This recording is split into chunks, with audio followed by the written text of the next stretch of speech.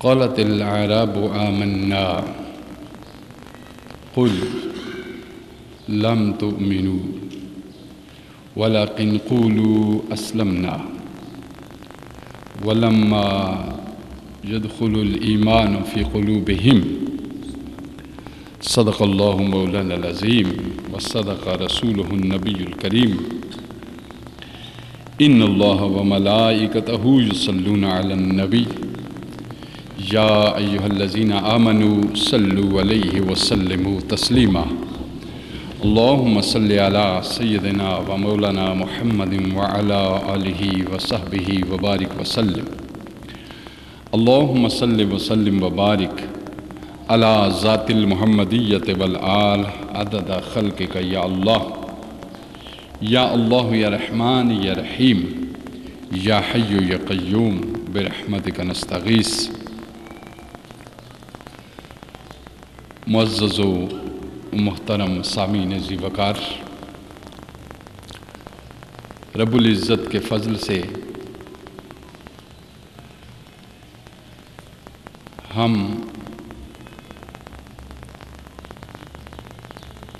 اس کی رحمت ظاہری اور اس کے رحمت باطنی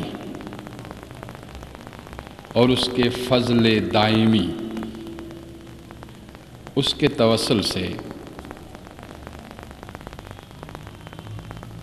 آپ احباب کے سامنے قرآن حکیم فرقان حمید سے کچھ گفتگو کرنے کا شرف حاصل کرتے ہیں. اس کی بارگاہ میں دعا ہے کہ وہ خالق کائنات ہمارے دل اور دماغ کو اپنے علم و فضل سے منور فرمائے اور ہمارے ظاہر اور باطن کو اپنی اطاعت اور اتباع سے مزین فرمائے اور ہمارے قلب کو اپنی اور اپنے حبیب کی محبت سے بھرپور فرمائے تاکہ ہمارا ظاہر اس کی اطاعت سے سج جائے اور ہمارا باطن اس کی اتباع سے معمور ہو جائے اور ہم دنیا میں امن کی زندگی گزاریں اور آخرت میں نجات حاصل کریں.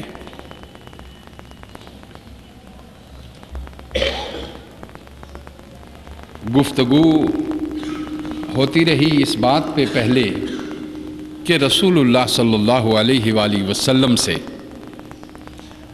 تعلق کی ہماری نوعیت کتنی بنیادوں پر ہونی چاہیے. تو ہم نے گفتگو کی تھی کہ تعلق کی بنیاد ہمارے آقا ہمارے نبی صلی اللہ علیہ وسلم سے 4 نوعیت کی ہے. ہمارا آپ صلی اللہ علیہ وسلم سے تعلق ایک ایمان کا ہے، ایک اطاعت کا ہے، ایک اتباع کا ہے اور ایک تعلق محبت کا ہے. یہ 4 تعلق اور یہ 4 نسبتیں جب ہمارے آقا صلی اللہ علیہ وآلہ وسلم سے قائم ہو جاتی ہیں،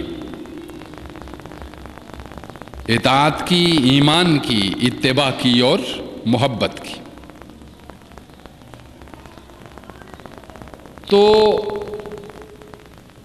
اس کے سلسلے میں پھر انسانی اعمال اور انسانی اخلاق، ان کے اندر ایک بلندی، ایک جامعیت، ایک اعتدال اور ایک ایسی خوبصورتی پیدا ہو جاتی ہے کہ بندہ مجسم ایمان بن جاتا ہے، مجسم اطاعت بن جاتا ہے، مجسم اتباع بن جاتا ہے اور مجسم محبت بن جاتا ہے. اور اس انسان کی ظاہری خو و خصلت اس قدر عظیم ہو جاتی ہے کہ اس کے ظاہر کو جو دیکھ کر قریب ہو جاتا ہے وہ اس کے باطن کو دیکھ کر اس پہ فریفتہ ہو جاتا ہے. اور جس انسان کے اندر ایمان، اطاعت، اتباع اور محبت، ان چاروں چیزیں یہ ظاہر میں تو موجود ہوں مگر باطن میں اس کا کوئی اثر نہ ہو، تو ایسے شخص کے قریب تو لوگ جاتے ہیں مگر باطن کو دیکھ کر قے ہو جاتی ہے اور واپس لوٹ جاتے ہیں. اس کو بیان کیا جا رہا ہے قرآن حکیم میں. ارشاد فرمایا اطاعت بلا محبت،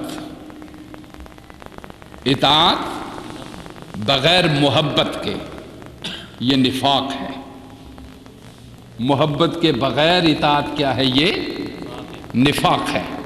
اور اس کو خود قرآن مجید نہایت واضح طور پہ ثابت کرتا ہے کہ اطاعت محبت کے بغیر منافقت کے سوا کچھ نہیں ہے،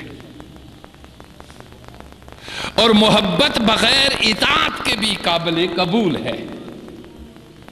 محبت بغیر اطاعت کے بھی قابل قبول ہے، لیکن اطاعت بغیر محبت کے کوئی نتیجہ پیدا نہیں کرتی.